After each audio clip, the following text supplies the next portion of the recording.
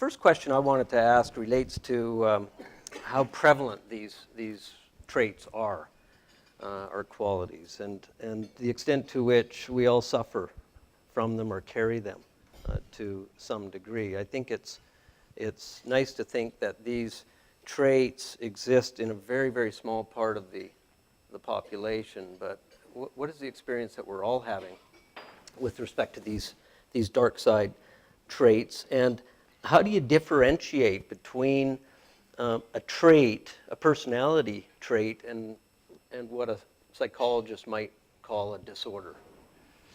And so on the disorder side, it's nice to think that there's evil people out there that we can, when they come in to interview, we'll be able to predict that they are these terrible people, and we'll select them out of our organization.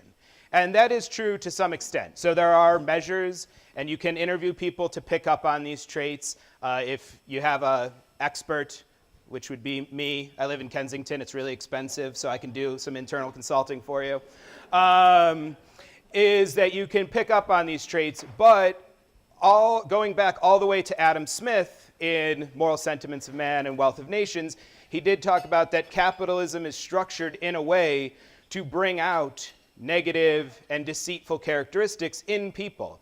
So it is a small segment of the population have these traits or a predilection to them, but also organizations themselves can encourage this type of behavior. And this is probably the most prominent with the 2008 financial collapse. It's nice to think that there was just a bunch of bad people, but actually what was probably more likely is that things were structured in a way for bad things to partially happen. And so there is definitely a prevalence of disorders, but it's also some of the things that as a society or in our own organizations, we are actually encouraging from people.